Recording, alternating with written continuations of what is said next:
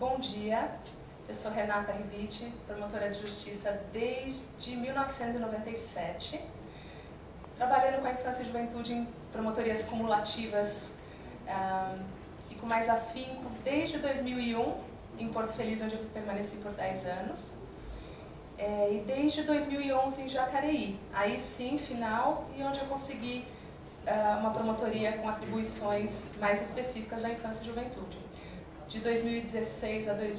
De janeiro de 2016 a janeiro de 2017, eu permaneci em Chicago, realizando um mestrado internacional com foco da infância e juventude, na Universidade de Loyola de Chicago, no Centro da Infância e Juventude de lá, e gostaria de compartilhar com vocês um pouquinho do aprendizado multidisciplinar que eu tive a honra e a satisfação de aprender nesse período fora.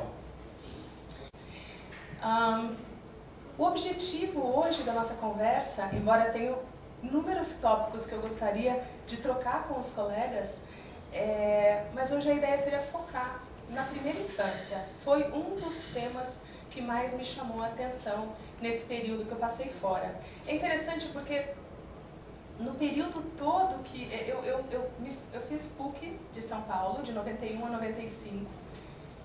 Eu não sei se isso mudou, eu não sei se vocês tiveram experiências diferentes da minha, mas nesse período de 5 anos, de 91 a 95, de PUC, eu não me recordo de ter tido aulas que não fossem, além da medicina legal, eu não me lembro de aulas de outro conteúdo que não fosse professor entrar na sala, falar sobre o código, falar sobre a lei, falar sobre os julgados, entendimentos doutrinários, sempre se limitando muito à aplicação da lei. E o que me chamou a atenção nesse 1 ano fora foi exatamente que o conteúdo é por excelência multidisciplinar. Os alunos, desde o primeiro ano da faculdade, eu posso dizer que se não é a maioria, mas no mínimo 50% da matéria dada é intercalada com experts das mais variadas áreas, professores convidados. Nos tópicos que eu fiz, como foi um estudo, um mestrado específico na área da infância, nas aulas que eu tive, um seminário que foi um curso semestral intensivo de violência doméstica, com impacto na criança, e outros que eu fiz envolvendo a infância, o conteúdo eu posso dizer que chegava a ser 70% multidisciplinar, com professores visitantes médicos, pediatras, psiquiatras. Lá existe uma faculdade de formação de profissionais em desenvolvimento infantil, assistentes sociais, psicólogos. Então, realmente, a ideia é, como o Centro da Infância da Loyola de Chicago fala, é formar operadores de direito para efetivamente tornar a lei um instrumento e não um fim em si mesmo. Então, é imprescindível que nós, operadores do direito, entendamos o que está por trás daquela lei que nós simplesmente aprendemos a ser o fiscal da lei, cumprir, implantar, executar, mas é extremamente relevante, sem prejuízo de contarmos com os técnicos que nos assessoram no NAT, o juízo tem o setor técnico do juízo, mas não basta. Nós, como operadores do direito, temos que saber, até pela discricionariedade, como promotores da infância, por exemplo, de escolher com o conhecimento que nós temos de qual é a nossa prioridade, como enfrentaríamos as peculiaridades da nossa comarca, que pontos que merecem maior atenção. Sem dúvida alguma, assessoria técnica é imprescindível, mas eu acho relevante que nós também saibamos disso. E me chamou a atenção os estudos e pesquisas afetos à primeira infância, que é o objeto hoje do nosso encontro. A Lei 13.257, conhecida como Marco Legal da Primeira Infância, ela cria uma série de programas, iniciativas e serviços voltados para a primeira infância, aquela faixa etária, desenvolvimento integral da primeira infância, que é aquela faixa etária de 0 a 6 anos de idade, ou 72 meses de vida da criança. Essa lei coloca o investimento na primeira infância como dever do Estado, coloca também que o investimento na primeira infância é um objetivo comum de todos os entes da federação, em regime de colaboração, e coloca ainda expressamente a participação solidária da sociedade, da família e do Estado. Então a lei já se inicia deixando bem claro a grande responsabilidade de todos no investimento e na atenção ao desenvolvimento integral da criança desde o seu nascimento.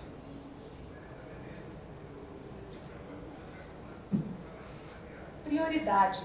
É interessante porque eu me lembro de assim, muitas críticas que eu ouvi na época que a lei entrou em vigor, quando falava-se muito, mas é um mini ECA dentro de um ECA, mas prioridade não dá prioridade, mas eu acho interessante que a prioridade absoluta prevista na Constituição Federal, ela em vários momentos é utilizada nessa lei, e a prioridade constitucional é usada como escudo, é invocado como um reforço da prioridade que se deve dar à primeira infância. A prioridade absoluta constitucional é o reforço e o escudo que se utiliza para reforçar nessa lei o dever, deixando muita pouca margem para discricionariedade do agente, do administrador público em relação a investimento nessa primeira infância. A lei também reforça muito a questão de sempre com muita prioridade investir nesse apoio integral para a família. É engraçado que, embora trate da primeira infância, o foco principal dessa legislação é sempre reforçando o apoio para a família daquela criança mais vulnerável, usando a família, que tem responsabilidade solidária, como o principal fator, o principal e mais importante fator para se garantir o pleno desenvolvimento da criança na primeira infância. E o poder público entrando e a sociedade entrando com suporte a essa família para que consiga criar o seu filho desde a primeira infância, sem os riscos inerentes a negligências e maus tratos. Fala também em prioridade das políticas sociais públicas para a família em situação de vulnerabilidade. Se a família está numa situação de risco, maior atenção e prioridade essa família deve receber para garantir que os filhos dessa família, desde o nascimento, tenham plenas condições de desenvolvimento integral. São princípios aqui norteadores dessas políticas públicas para a primeira infância: o interesse superior da criança. Participação da criança merece um capítulo à parte, daria para a gente ficar conversando um dia só sobre isso. É uma temática que eu adoro, mas acho que vale a pena fazer um parênteses para dizer que essa participação da criança prevista na lei, não obstante a participação da criança seja fundamentalmente, de forma muito detalhada, previsto no artigo 12 da Convenção dos Direitos da Criança, o nosso ECA, que está, é um espelho e veio logo na sequência da Convenção, baseado e fundamentado em todos os mandamentos da Convenção Internacional, prevê de forma muito tímida a participação. No artigo 15 fala em direito à liberdade e o artigo 16 especifica um pouco a liberdade, mas sempre dizendo como direito à opinião, direito à expressão, direito a se expressar e emitir opinião. Depois existem outras previsões de participação na comunidade, na família. Existe o artigo 28 que fala na participação da criança quando for colocada em família substituta, mas é tudo muito tímido. Essa lei, pela primeira vez, fala em participação com um linguajar mais próximo do artigo 12 do CDC, do Código da Convenção dos Direitos da Infância. É interessante porque fala... A participação consiste não só em trazer a voz da criança para o processo através do setor técnico do juízo ou da rede de proteção, como corriqueiramente acontece. A legislação fala expressamente na importância da criança falar e ter a sua opinião considerada, e essa participação obrigatoriamente traz o elemento subjetivo da criança e do adolescente de se sentir participando. De nada adianta nós acharmos que a voz da criança foi trazida para o processo e nós adultos decidimos o que é o melhor, o que é que a criança pensa, quer, ou qual é o melhor interesse dela, e a criança ou adolescente está angustiado pensando que a minha vida está sendo decidida por terceiros, e qual foi minha participação nisso? Essa legislação fala em participação da criança, ela ter direito a expressar a opinião dela, o elemento subjetivo, ter sua opinião considerada, ela saber que isso foi considerado. E mais interessante ainda é trazer isso, veja bem, quando a gente fala de primeira infância, de 0 a 6 anos, porque o CDC e também essa legislação fala em se buscar a participação da criança independentemente da idade dela, adequando-se essa participação, incluindo o elemento subjetivo, de acordo com a faixa etária. É o que a gente chama, né, de child-friendly, um sistema que seja amigável para a criança e que faça a criança efetivamente se sentir parte daquele processo no qual a vida dela está sendo decidida. O parágrafo 1º desse artigo, que trata dos princípios norteadores, repete a questão da participação. Mas, enfim, não é o tópico hoje, eu amo esse tema, eu quis fazer esse parênteses. Enfim, interesse superior da criança, participação, respeito à individualidade, redução das desigualdades, abordagem participativa, articulação das ações. Fala-se muito na articulação intersetorial, trabalho global, multidisciplinar e conjunto, descentralização de ação, formação da cultura. Olha só, formação da cultura de proteção e promoção da criança com o apoio dos meios de comunicação social.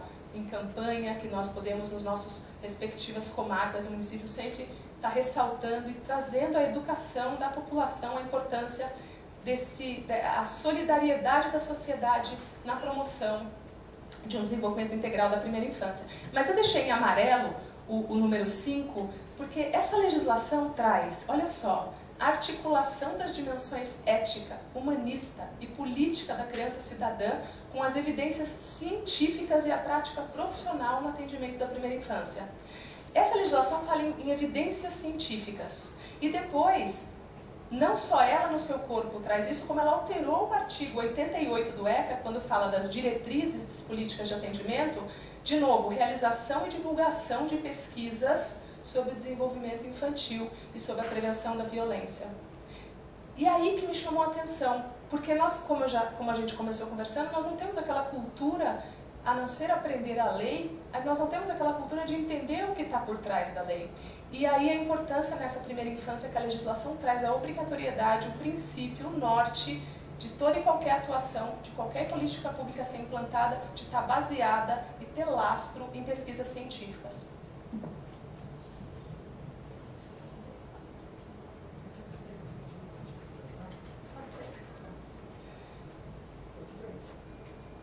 Pois bem, aí, já que o nome do nosso encontro hoje é exatamente a questão multidisciplinar, eu trouxe para vocês um pouquinho dessas pesquisas científicas internacionais. São mais de 100 anos de pesquisas científicas. São mais de 100 anos, bastante divulgadas e conhecidas nos Estados Unidos inteiro, na Europa, elas são bastante divulgadas. Existem estudos de pelo menos 50 anos com tabelas e estatísticas, que inclusive eu uso nessa apresentação, para a gente ver quão arraigada já está em outros sistemas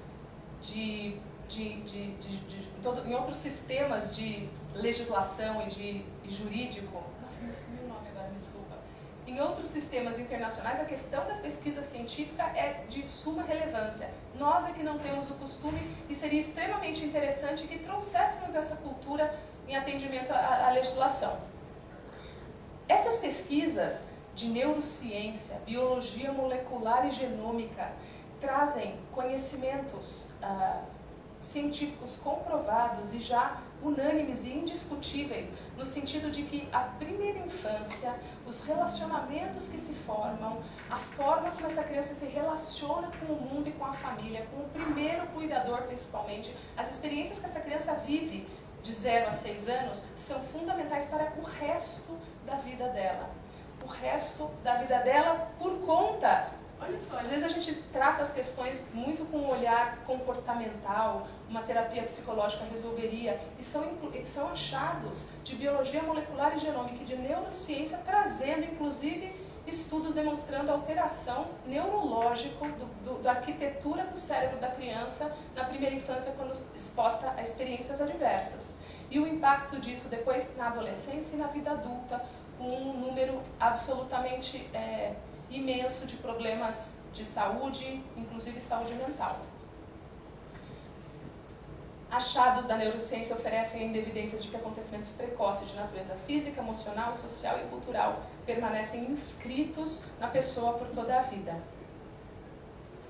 Olha só, Harvard tem esse centro e esse Conselho Científico Nacional sobre a Criança em Desenvolvimento. Esse site é interessantíssimo, traz estudos das mais variadas áreas de expertise, sempre demonstrando exatamente o impacto das experiências, o que são chamadas de experiências adversas na primeira infância, na arquitetura do cérebro, na formação neurológica da criança desde o início. Esses estudos mostram que um desenvolvimento saudável na primeira infância monta os blocos fundacionais da arquitetura neurológica e cerebral da criança, permitindo que ela se desenvolva integralmente nos termos da lei e se torne um adolescente, um adulto, emocionalmente, mentalmente e fisicamente saudável. Pode passar, por favor. É interessante porque, apesar da criança já nascer com todos os números, com todas as células cerebrais, as conexões entre essas células cerebrais, que são chamadas de sinapses, se formam de acordo com as experiências que elas recebem em vida. Então, é extremamente interessante porque as células estão ali, só que as conexões, existe um relacionamento descrito como dar e receber com o seu primeiro cuidador, que é como a criança age e recebe a resposta, isso vai formando as conexões cerebrais e auxiliando a criança a desenvolver todas as suas expertises, seja de linguagem adequada, seja de autorregulação, seja de questão de capacidade inibitória, de capacidade intelectual, de aprendizagem. Tudo está sendo formado naquela primeira fase da arquitetura do cérebro. Eu vou mostrar um vídeo para vocês, que mais do que eu ficar falando, é um vídeo de 1 minuto e 30, é muito curtinho, mas eu acho que expressa exatamente, é um vídeo do Centro de Desenvolvimento de Harvard. Na verdade, Manuel, como eu coloquei legenda para traduzir, a gente já está indo nele aqui, direto.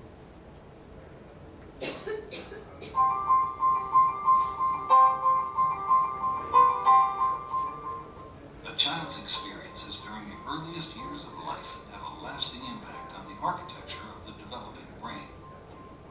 Genes provide the basic blueprint, but experiences shape the process that determines whether a child's brain will provide a strong or weak foundation for all future learning, behavior, and health. During this important period of brain development, billions of brain cells called neurons send electrical signals to communicate with each other. These connections form circuits that become the basic foundation of brain architecture. Circuits and connections proliferate at a rapid pace and are reinforced through repeated use.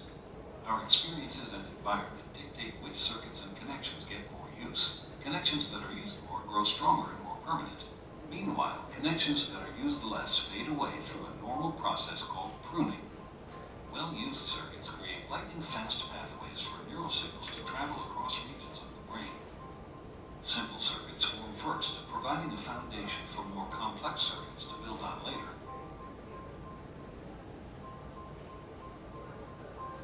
Through this process, neurons form strong circuits and connections for emotions, motor skills, behavioral control, logic, language, and memory during the early critical period of development.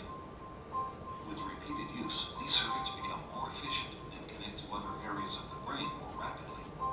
While they originate in specific areas of the brain, the circuits are interconnected. You can't have one type of skill without the others to support it. Like building a house, everything is connected, and what comes first forms a foundation for all that comes later.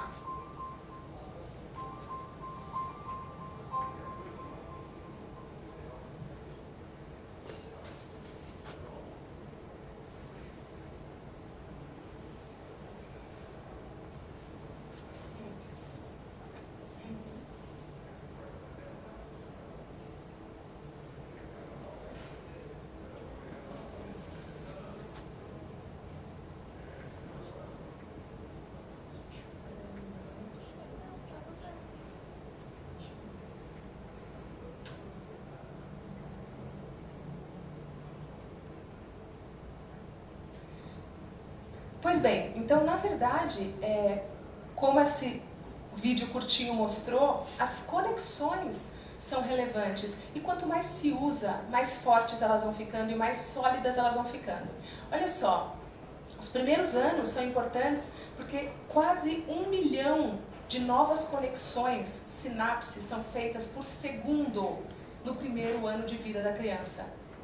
O estímulo adequado, o cuidado efetivo, as experiências positivas permitem essas conexões saudáveis e de forma fortalecidas, que vai repercutir, como a gente já viu antes, até o resto da vida dessa criança. Olha só esse estudo, ela é da Harvard University, de 1975. Existem inúmeros outros mostrando, na Faculdade de Neurociência, as conexões neurais de um recém-nascido, a gente pode ver aqui, depois com 1 mês de idade, aos 9 meses, aos 2 anos de idade, a gente pode perceber aqui as conexões extremamente densas e complexas, e depois de adulto, a gente pode perceber que tem até menos conexões, mas em compensação, elas estão mais fortalecidas. Aquelas mais utilizadas acabam ficando mais fortes, mais robustas, conforme esse gráfico pode mostrar.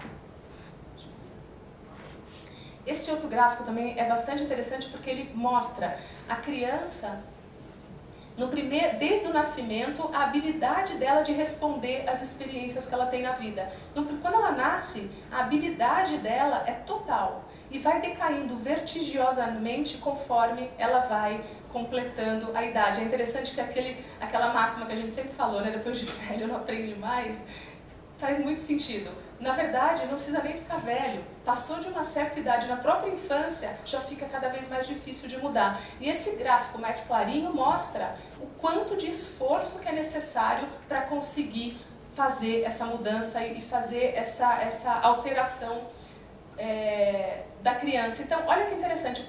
Desde o primeiro nascimento, a habilidade dela é total para as novas experiências, para se moldar conforme as novas experiências, e requer-se um mínimo de esforço para isso.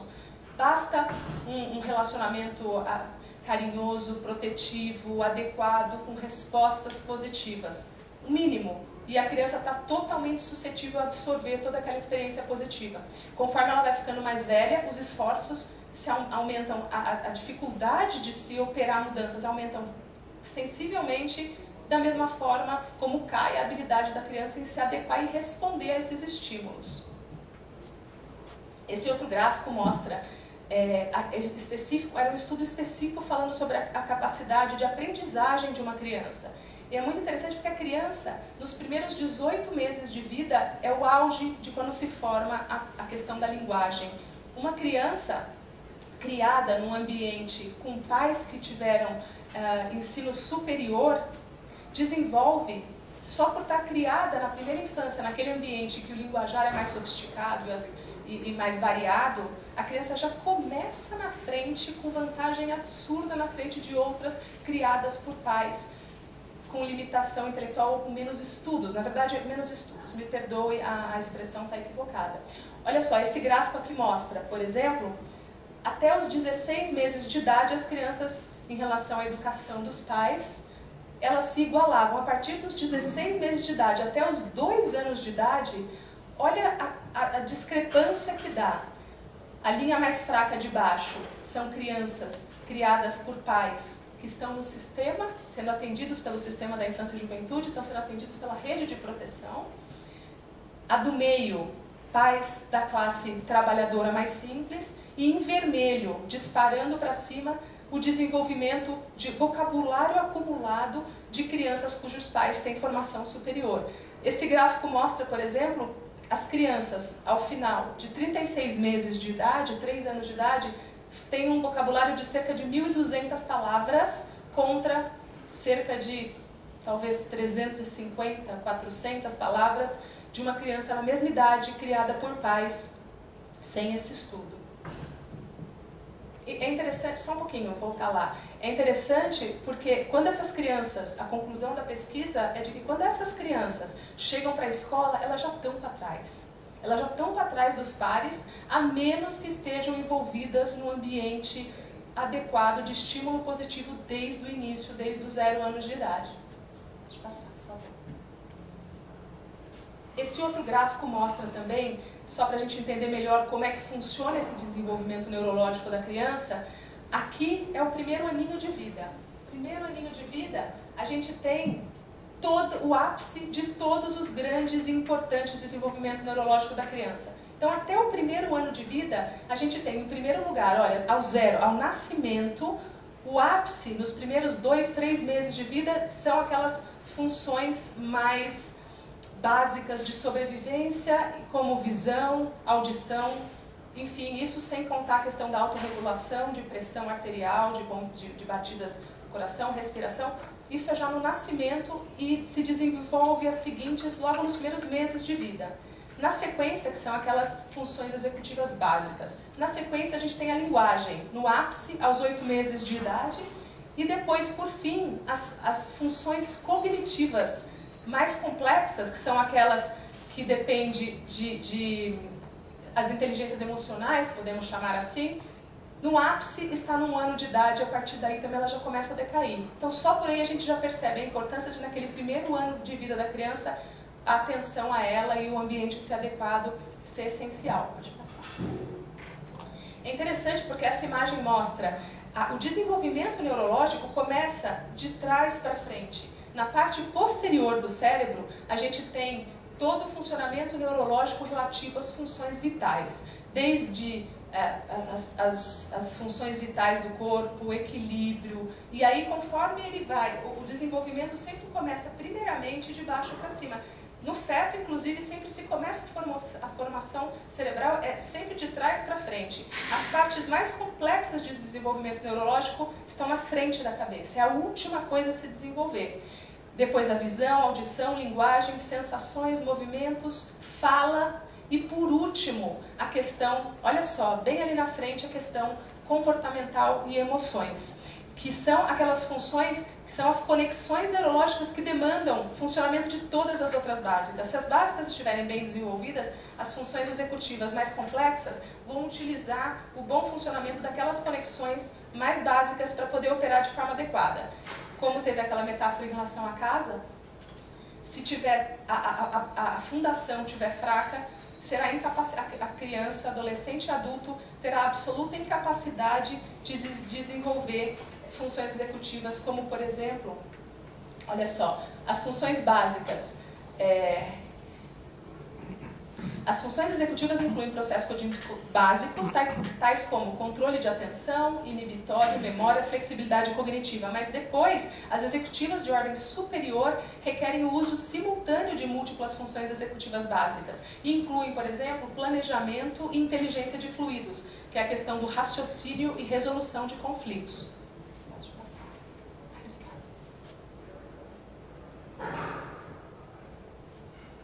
Então a gente está falando aqui de como acontece o desenvolvimento infantil, neurológico infantil, e como que as experiências positivas são importantes para isso desenvolver de forma adequada. Agora, por outro lado, não tem como a gente pensar no desenvolvimento infantil saudável e não considerar o impacto negativo do estresse, daquilo que nós chamamos de adversidades, experiências adversas na primeira infância. São aquelas experiências negativas que causam um estresse na criança e que, por sua vez, impedem aquelas conexões saudáveis de serem feitas. Eu vou mostrar mais um videozinho curto também que explica bem essa questão para vocês.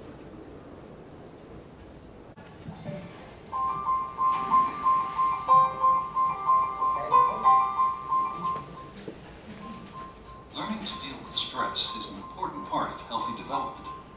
When experiencing stress, the stress response system is activated. The body and brain go on alert. There's an adrenaline rush, increased heart rate, and an increase in stress hormone levels.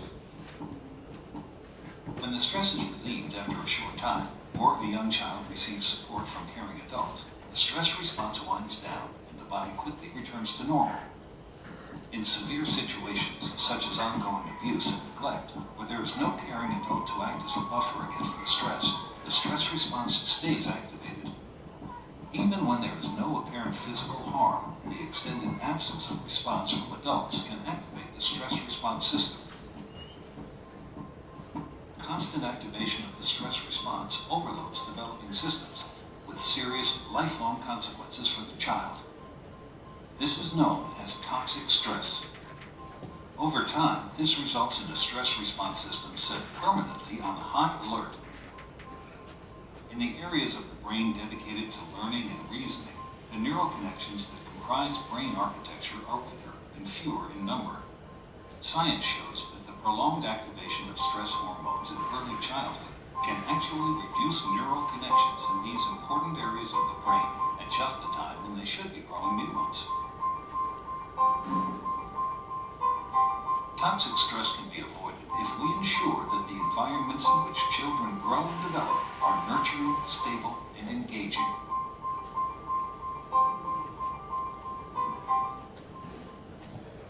Então, esse vídeo é bem explicativo e é interessante porque a gente... Pode fechar. É interessante porque, como a gente viu que as funções executivas cerebrais, que são as últimas a se desenvolver, que são compostas de sinapses, de conexões neurais mais sensíveis e mais frágeis e que dependem das conexões básicas, o estresse repetitivo é chamado até mesmo de tóxico por conta do prejuízo para essas conexões positivas das funções executivas posteriores. Então, olha só, uma criança e todo tipo de... Existem uma lista, na verdade, científica que indica quais são essas experiências adversas na primeira infância. A gente pode falar em pobreza extrema, a gente pode falar em falta de comida no dia seguinte, passar fome, a angústia de não saber onde vai morar no dia seguinte, a angústia de estar perdendo a casa. Violência doméstica é altíssimo risco, uma experiência adversa extremamente relevante pelo estresse, pela angústia, pelo medo. A gente fala de criança testemunhar violência doméstica. Cientistas combatem veementemente o termo testemunha. Testemunhar pressupõe assistir de forma impassível. E a criança, em hipótese nenhuma, testemunha. A criança vive, participa da violência doméstica, sentindo angústia, sentindo medo, sentindo tristeza, e muitas vezes, conforme a idade, interferindo e querendo defender um ou outro, partindo para a ação, o que acaba colocando ela em risco total. Não só isso, mas também maus tratos, toda sorte de grande estresse na criança aciona no organismo uma resposta ao estresse, que é uma questão de sobrevivência. A gente aprende desde logo que existem riscos que a gente precisa evitar. Está numa situação de risco, imediatamente o seu corpo vai se preparar para enfrentar, para lutar ou para fugir daquele risco. Então você vai ter os batimentos cardíacos acelerados, o seu olho, as pupilas dilatadas, você vai estar preparado para correr ou para lutar. E esse tipo de resposta, que é através do cortisol, que o organismo bomba, o coração inclusive acelerado com aquele cortisol para te preparar para uma situação de risco e de estresse, numa criança saudável, porque todos estão dispostos e todo mundo está sujeito a viver uma situação de estresse, mas num relacionamento, numa vida positiva e saudável da criança, na hora que ela cai e se machuca e está sofrendo e chorando, vai ter um primeiro cuidador que vai dar o carinho, que vai abraçar, que vai acalmar, e esses batimentos cardíacos vão voltar ao normal, o estado de alerta do organismo vai se recompor e a criança vai... Isso é um mecanismo riquíssimo e extremamente relevante neurológico, que é o de autorregulação. Conseguir sair da situação de risco e parar de se sentir em perigo e viver de forma tranquila novamente. Uma criança que tem esse sistema ativado repetidamente e não tem um cuidador positivo para dar aquela assistência, para aprender a voltar para o seu estado normal, fica em estado de alerta, chama-se de tóxico estresse, porque não desenvolve as funções cognitivas responsáveis pela autorregulação, pela questão do raciocínio. Todas aquelas mais complexas, solução de conflitos, ficam prejudicadas, em vez de estar se formando novas conexões neurais, elas estão diminuindo e fica aquele tóxico estresse do cortisol o tempo todo colocando a criança numa situação de alerta. Essa criança, consequentemente, vai crescer, vai ser um adolescente e posteriormente um adulto que vive numa situação de grande ansiedade, de grande agressividade e com uma tendência absurda de não conseguir controlar os seus impulsos. É aquele adolescente que a gente tanto vê em acolhimento institucional que se opõe, que chamam de...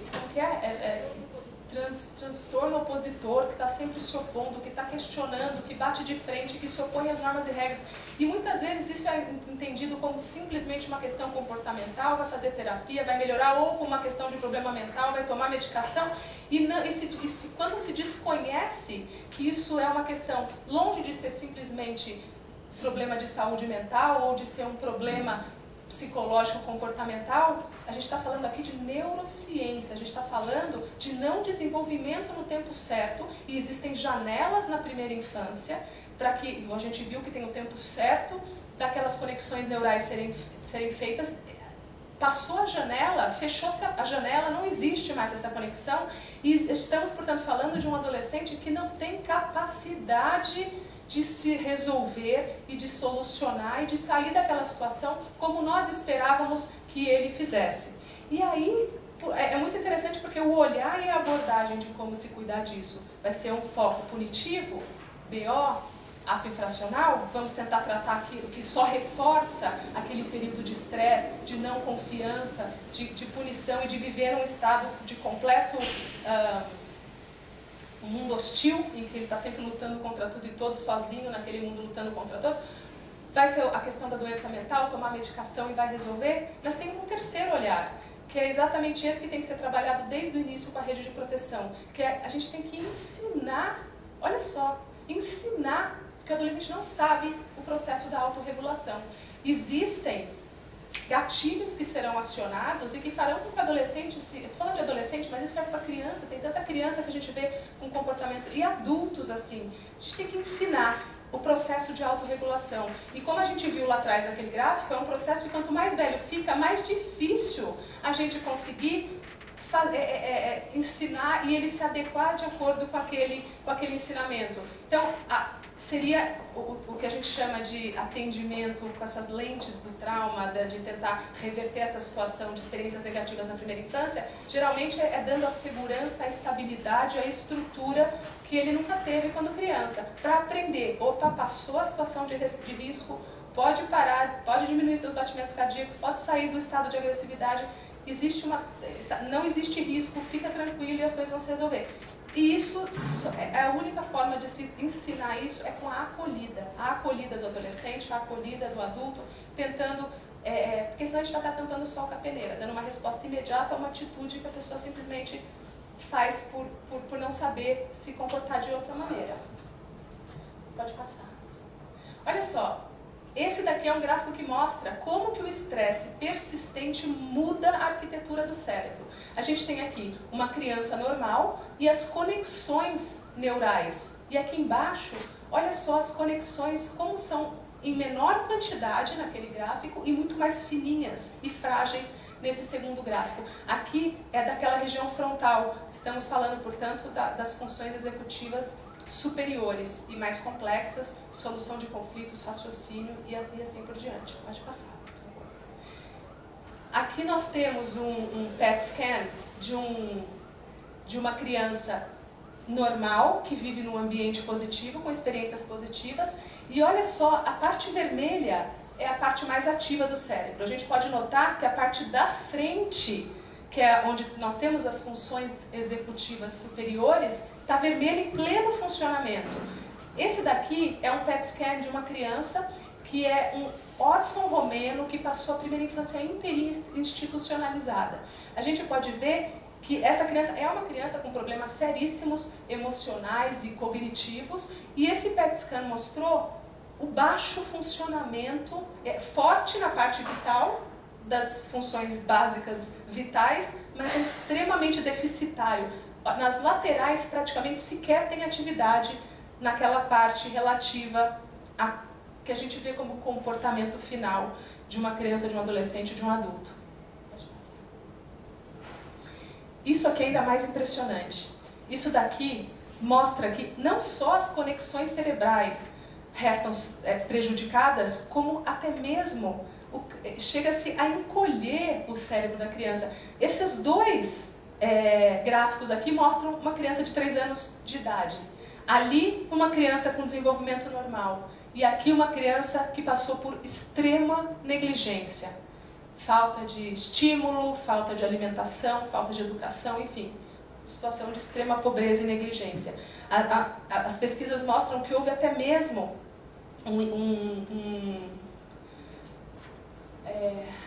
uma diminuição de tamanho com problemas que afetam memória, afetam aprendizagem e a questão também comportamental. Essa criança também, conforme estudos, não aprendeu a regular as emoções, vivendo num constante estado de estresse. E aí esse constante estado de estresse, que é chamado de estresse tóxico, acaba também a ciência mostra, não estou focando nisso agora, mas as consequências, vale a pena parar e estudar as consequências disso. Maior risco de doenças crônicas, problemas cardíacos, problemas pulmonares, problemas respiratórios e doenças mentais para o resto da vida adulta. Pode passar. Essa é uma pediatra americana da Califórnia. Ela, não sei se vocês já ouviram falar daquele TED Talk, que a gente tem no Brasil também, no Sul, uma faculdade que fazem esses diálogos, que são sempre falas curtas de qualquer tema inédito ou extremamente avançado, enfim, 15 minutos de fala de algum expert de algum tema, e costumam ser grandes oradores com falas extremamente interessantes, toda sorte de tema que vocês podem imaginar. E essa médica pediatra conta da experiência dela, como entender e conhecer o impacto dessas experiências adversas na primeira infância mudou a prática profissional dela.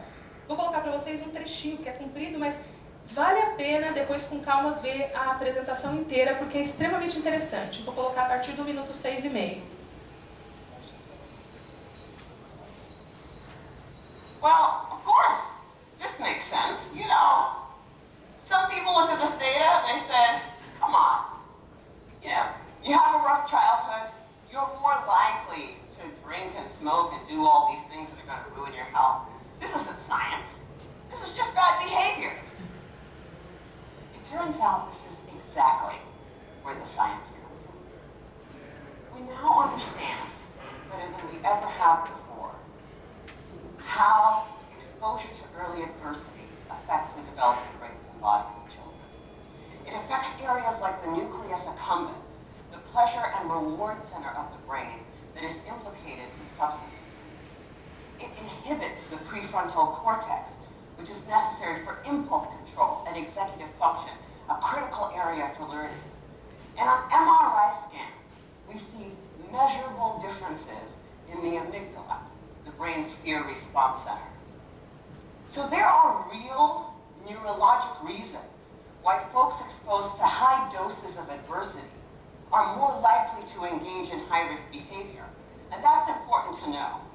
But it turns out that even if you don't engage in any high-risk behavior, you're still more likely to develop heart disease or cancer. The reason for this has to do with the hypothalamic pituitary adrenal axis, the brain's and body's stress response system that governs our fight or flight response. How does it work? Well, imagine you're walking in the forest and you see a bear. Immediately, your hypothalamus sends a signal to your pituitary, which sends a signal to your adrenal gland that says, release stress hormones, adrenaline, cortisol.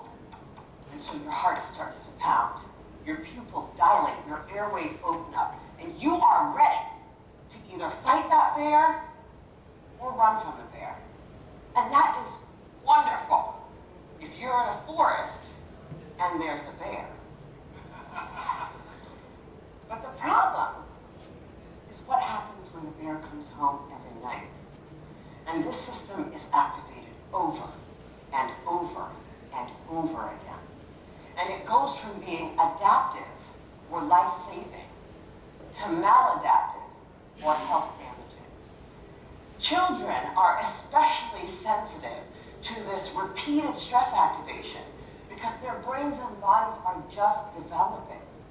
High doses of adversity not only affect brain structure and function, they affect the developing immune system, developing hormonal systems, and even the way our DNA is read and transcribed.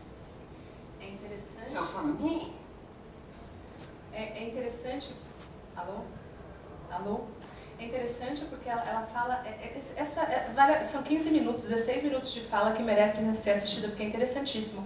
Mas ela até menciona, muito en passant, eu vou comentar muito rapidamente com vocês, ela fala até de como esses genes são passados, são lidos, transcritos e passados para a próxima geração, que tem estudos de epigenética, não sei se vocês já ouviram falar, epigenética, é interessantíssimo, estudos tem uma experiência conhecida feita com ratos, a rata mãe, toda vez que se jogava um cheiro de framboesas na gaiola dela, ela tomava choques.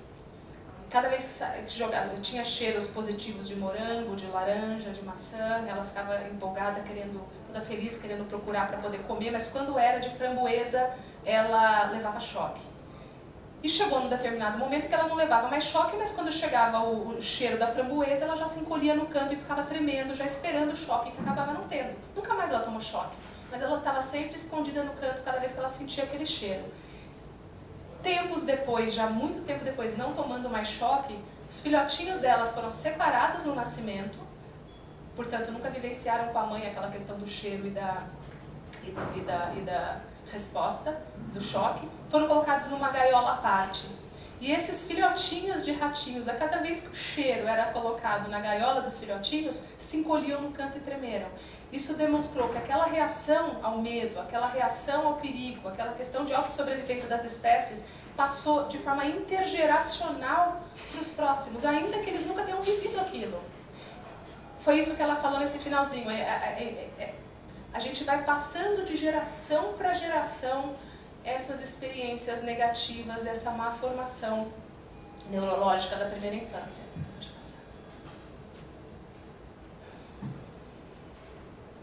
Por outro lado, a ciência também mostra que quando a criança tem relacionamentos positivos, na verdade a ciência bate muito na questão da importância do primeiro cuidador, de ter cuidadores profissionais, seja na escola, no ambiente escolar, seja dentro de casa o primeiro cuidador, pai, mãe, enfim, avó, quem quer que seja aquele cuidador primário, relações fortes, positivas, estimulantes.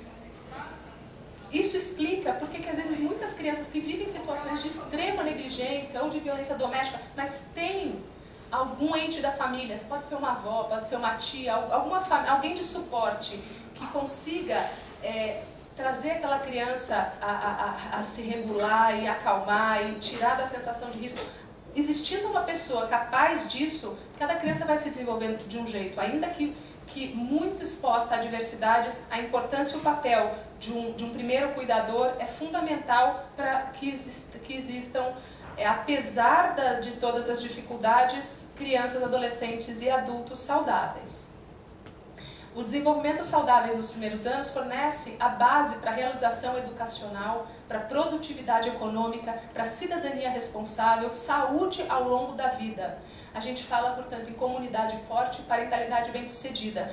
Isso para a próxima geração. Isso é interessante porque a gente vê que aqueles bairros, aquelas comunidades de risco, na falta de uma intervenção estatal específica e voltada desde a gravidez, desde a gestação e principalmente junto à primeira infância, a gente não consegue sair desse ciclo e a gente vai perpetuando de geração em geração a pobreza, a violência e a situação de risco daquela comunidade. Aí a importância do Estado entrar com tudo, e aí esse marco legal da primeira infância em falar dessas políticas públicas com prioridade para essas famílias e para essas crianças desde a primeira infância, porque é a única forma da gente pensar de uma forma mais efetiva e bem-sucedida de causar impactos a longo prazo para aquela comunidade. Aqui tem algumas das melhores práticas, também num dos estudos de Harvard, do Centro de Desenvolvimento Infantil. Não existe uma melhor prática. Eles estudaram inúmeras boas práticas no mundo inteiro e conseguiram extrair o que todas essas muito boas práticas têm em comum. E aqui estão elencados o que todas as melhores práticas têm em comum entre elas. Ajudar os adultos que cuidam dessas crianças. Ou seja, os pais, o professor. É interessante porque a gente vê que às vezes existe uma cultura geral de que o investimento maior é na formação daquele professor das idades mais avançadas. Como se o cuidador de creche ou de educação infantil não precisasse de tanta capacitação. Só vai cuidar de bebê, a pessoa não precisa ser tão qualificada para estar num berçário. E aí a importância de não, se investir, e essa lei fala e repisa, alterou o ECA e traz o tempo todo a questão da capacitação, do treinamento de profissionais qualificados para que essa intervenção na primeira infância seja com qualidade. Eu vou passar adiante para não me estender muito, mas vocês têm essas melhores práticas no PowerPoint que eu passei para vocês e que está à disposição.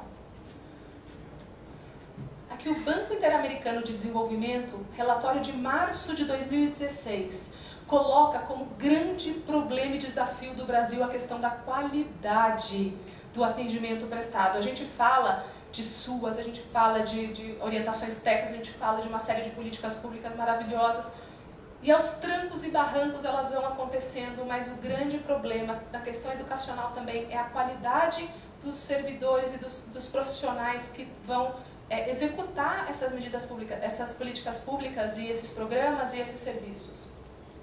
Essa pesquisa, esse relatório, por exemplo, apontou que a cada $1 gasto para a primeira infância, $3 são gastos para as crianças entre 6 e 11 anos, reforçando aquela questão de que o investimento é sempre maior para as crianças mais velhas.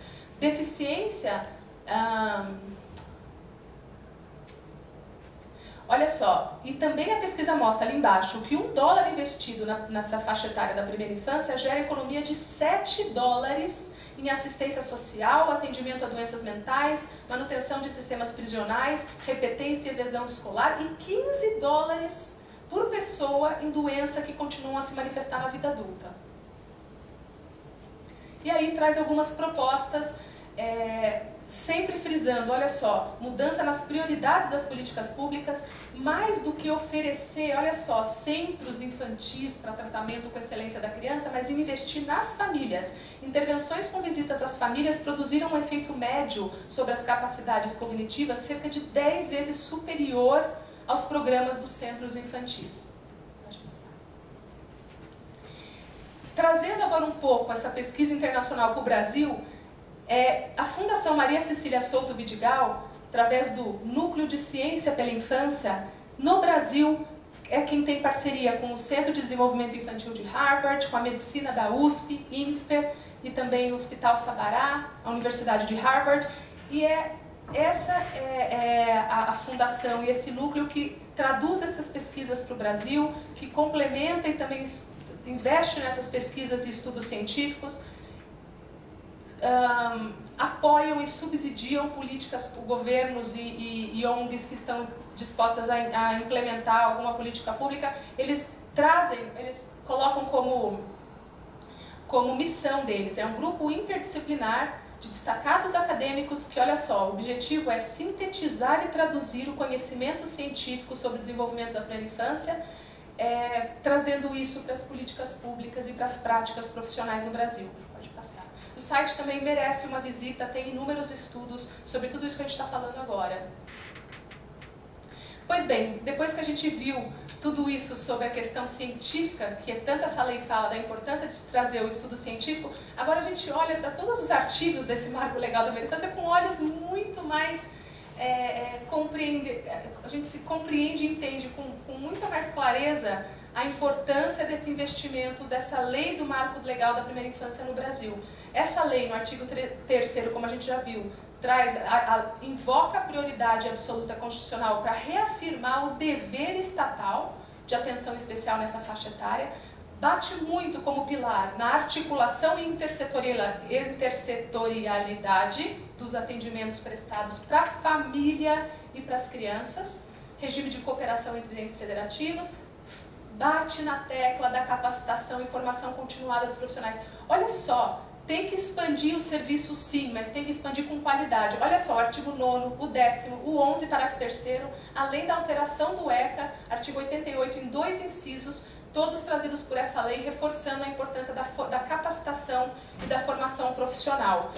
Bate muito na tecla de investimento na família. Aqui tem alguns artigos que vocês podem olhar com calma depois. A família merece apoio para cuidar, devendo ser fortalecido e dada plena assistência e empoderamento para a família desde a gestação da mãe. Foi alterado o artigo 19 do ECA que falava do direito à convivência familiar no ambiente que não haja drogas. Foi mudado o artigo 19 para agora falar no ambiente que garanta desenvolvimento integral. Inúmeras alterações sempre voltadas para a família como núcleo, como foco da atenção, para fornecer para a criança um ambiente adequado para o desenvolvimento integral dela. Teve alteração também da CLT, aumentando licença paternidade, aumentando licença maternidade. fala-se em obrigação, fala-se na questão da família acolhedora como uma política pública a ser implantada. E olha que interessante, essa lei alterou o ECA, artigo 92, parágrafo 7º, para incluir o afeto como cuidado prioritário dentro de um acolhimento institucional. Exatamente por conta dos estudos que mostram as crianças institucionalizadas o prejuízo daquelas relações positivas que incluem afeto para o desenvolvimento neurológico delas. Teve alteração também do CPT, sendo obrigatório em flagrante delito interrogatório perguntar se a mãe tem filhos e idade e ainda se tem alguma deficiência e o nome e o contato de pessoa responsável pelos cuidados. Até a mãe indo presa, o juízo criminal tem a obrigação de questionar e perguntar e apurar se essa mãe deixa alguma criança que necessite de algum cuidado especial. Alterações aqui também do CPP.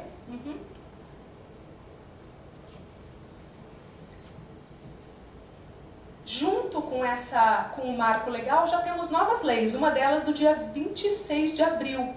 A Lei 13.408 de 26 de abril alterou o Estatuto da Criança e Adolescente para tornar obrigatória a adoção pelo SUS de um protocolo que estabeleça padrões para avaliação de risco para o desenvolvimento psíquico das crianças.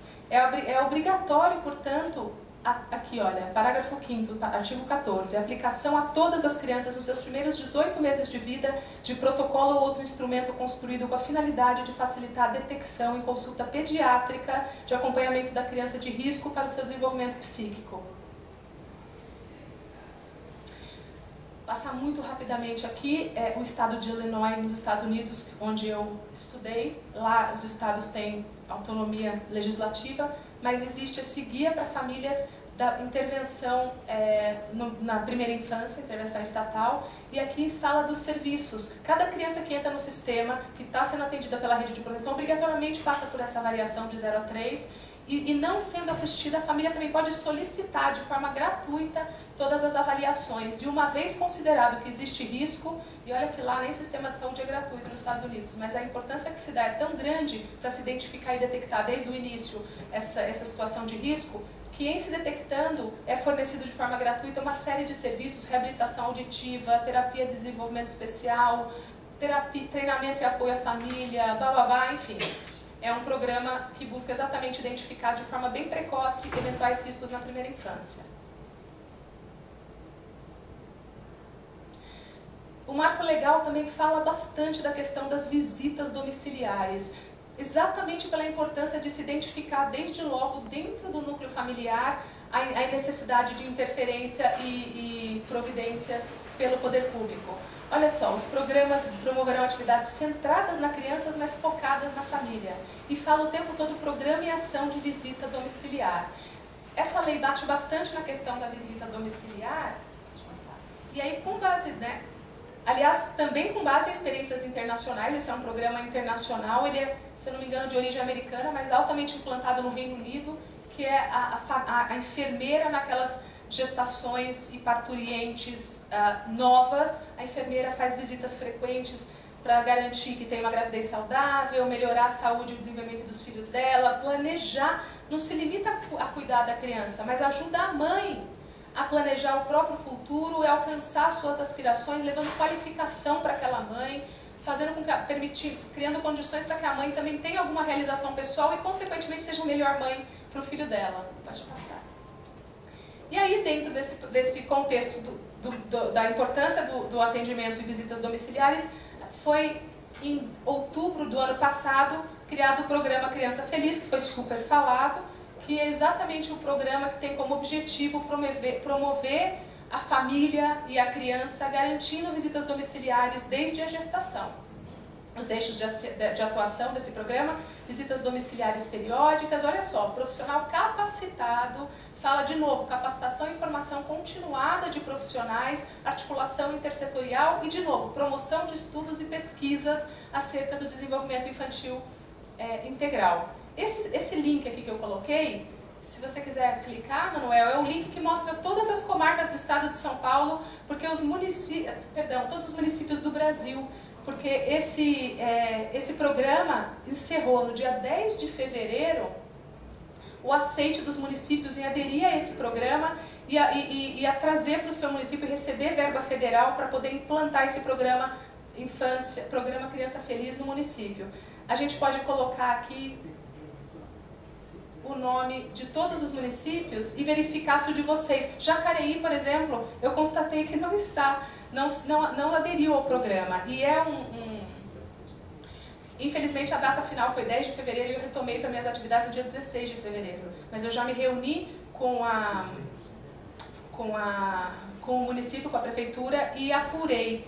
Segundo informes levantados, a contrapartida não estava muito positiva, a adesão não foi muito grande no Brasil e está se estudando novos termos de adesão, novas contrapartidas por parte da União, tornando mais interessante para os municípios aderirem.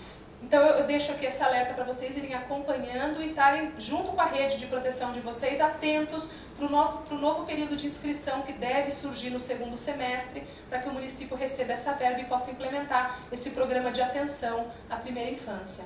É no site do SUS, é isso? O site é do MDS. Sim, Ministério do Desenvolvimento Social. É um programa federal. Estou com um problema aqui.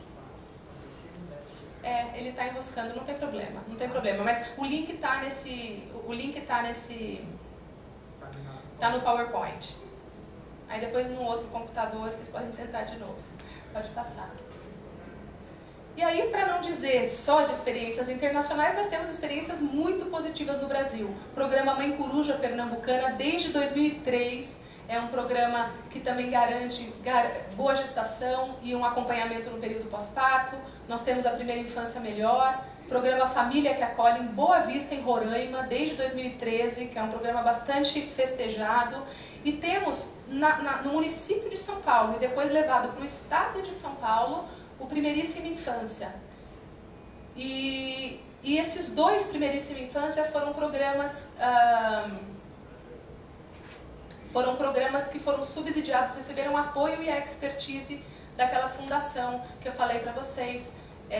Foi quem deu todo o apoio científico na elaboração e na implementação desse programa. Pode passar. Era isso que eu queria trazer para vocês.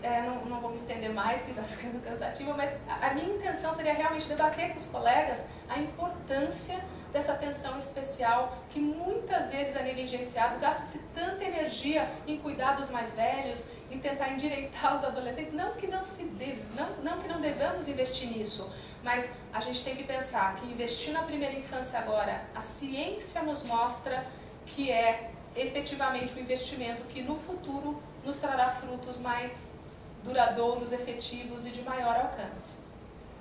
Muito obrigada.